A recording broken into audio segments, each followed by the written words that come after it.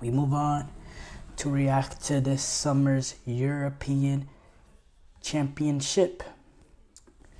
Fantastic summer of soccer that we got from these Euros. Amazing all around.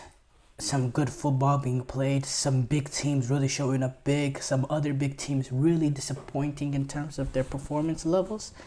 But yeah,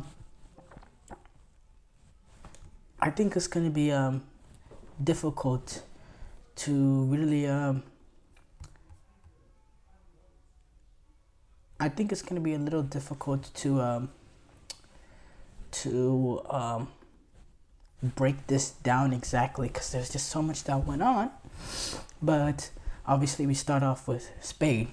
They were the best team at this European Championship and they were rightfully winners. When you look at the way that they performed, the level of performances, the way that they dominated games, the way that they were able to be vertical at the same time, going through a fixture list of Croatia, Italy, Albania, Georgia, Germany, France, England, having that 7-game run and to go perfect 7 of 7, absolutely sensational, absolutely phenomenal. They proved they are an amazing, well-oiled team, and it looked like a team on the potential start of a dynasty. That's how absolutely brilliant that they were. So huge respect to Spain. They were the best team this tournament, so they were deserved winners. Yeah, the group stages, that was interesting. I think we saw a lot of these smaller so-called nations really put up some great fights in game. When you look at Albania, the fights that they put through, it being in the group of death with Spain, Italy, Croatia, Slovenia, they were impressive. They put a good mark on themselves. In fact, they didn't lose a single game at this European Championship. They drew all 3 of their games in the group stages. And in the round of 16, they lost in penalties, but the game finished 0-0. And they ended up losing in penalties. But in terms of 90 minutes, in terms of within the actual 90 minutes or 120 minutes, in terms of the actual games, they didn't, they finished with, they scored 2 goals and they conceded 2. They drew all their games.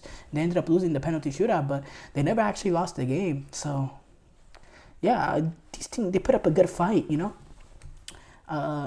Slovakia, Romania, what they were able to do, Georgia, these smaller so-called nations, they really showed how much quality Europe has. Even the smaller nations really put up great fights. Germany, they were the host nation, and in my opinion, they were the second best team at this European Championships. They were absolutely the second best team. They just, got very unfortunate in the fact that they had to play the best team at this European Championship in the quarterfinal. That's why they were eliminated early. It wasn't because of the quality of the team. They were absolutely brilliant this tournament. Played some really good football. Really played much better than they have in previous international tournaments. And yeah, they just happened to be unfortunate in the fact that they had to play Spain in the quarterfinals.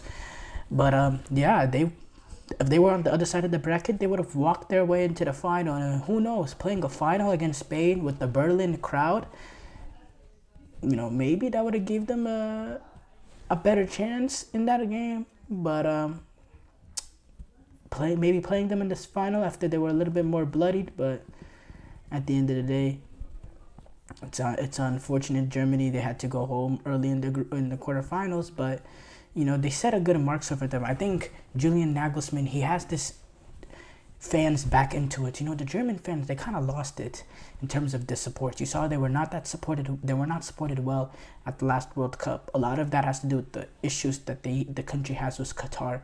But still, the support amongst the fans was not there, and he had the fans loving Germany again. He had the German players playing very good football, being clinical, getting results, and I think this is a good mark for them to start this next generation of German football. So I thought Germany, despite them getting eliminated in the quarterfinals, they were the second best team at this European Championship. Absolutely. Scotland, they underwhelmed at this European Championship. I want to bring them up because I had some hopes for them at the beginning. They underwhelmed. It just came down with they just couldn't score goals. They really just couldn't score goals. Croatia was another team that people thought, oh, maybe they could go on another run again. But again, the individual defending was just not good enough in terms of general play. They created a lot of chances, and they created a lot of chances, and they played some good attacking football. I think throughout the tournament, they had a pretty good in terms of attacking football. They played pretty well in terms of general play. Besides that first half against Albania, but they were not clinical enough. I mean, no, not even clinical enough. Defensively, they made they had too many lapses of concentration in certain moments where they would concede goals. And if you're conceding goals here and there, they conceded 6 goals in 3 games. You're not going anywhere at this European Championship. They conceded 6 goals in 3 games, 2 goals a game. That's not, no. Yeah, no, they conceded 3 against Spain. They conceded 2 against, they conceded 6 goals. That's just how it works. Croatia. Too many individual mistakes, and I'm not saying this is the end of them, because I still think they have some players coming up, and not to the level of Modric and all that, but defensively they need to tidy up, and I still believe in Zlatko Dalic. So I think Croatia, they're not going to go away.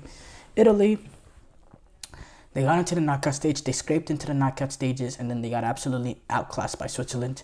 For them, it's time for them to really rethink, not rethink, but they want to, their goal is 2026, but there needs more quality amongst the squad. The quality in terms of attacking play, Scamacca, Chiesa, these players, they're just not good enough at this level anymore for Italy.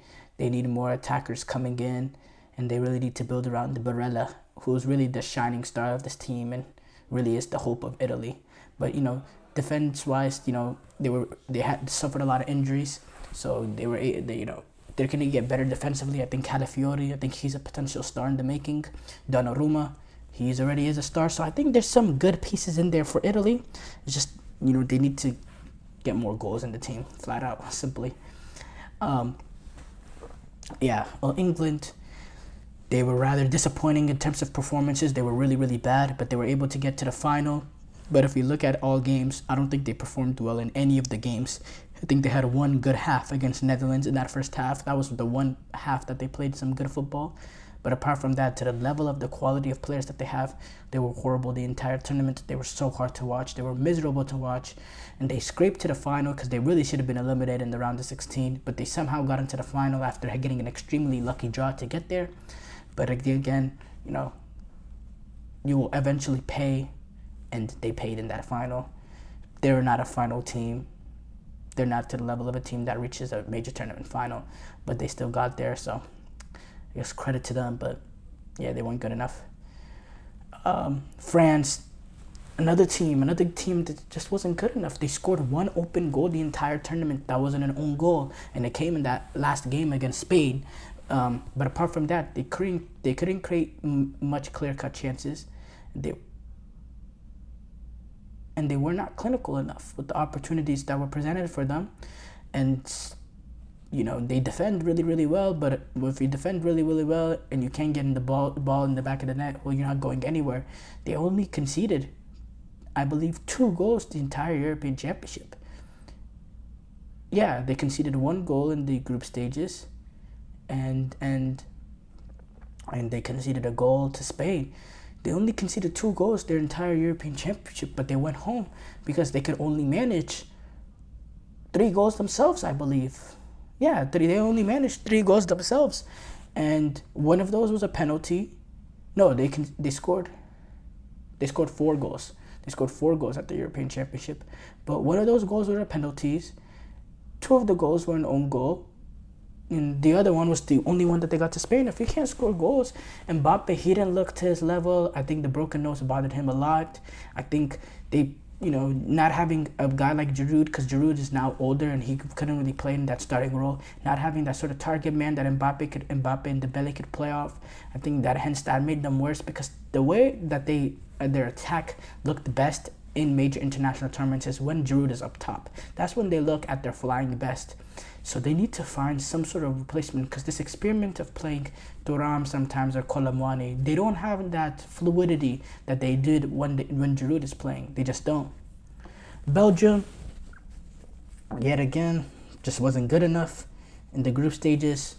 You know, losing to Slovakia in the opening game, I think that was a massive, massive loss. I think Belgium, we would be talking about Belgium in a whole different light if it wasn't for that loss, because I think we were poised for a potential run for Belgium. If they were able to win that group and they could get into the opposite side of the bracket was the side of England side, I think they could have caused some serious, serious problem on that side of the bracket.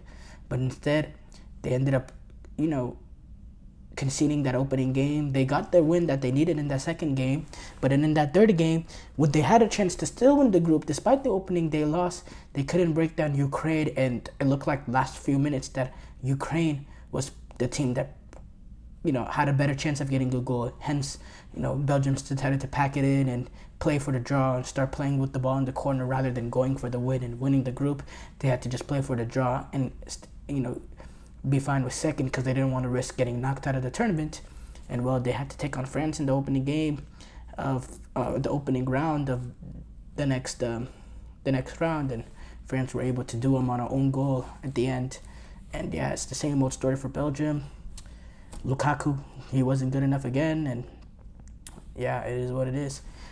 Portugal, another big team. Portugal, same old story with them, with the fact that they're not able to get over the hump despite this amazing array of quality that they have. They don't create enough clear-cut opportunities.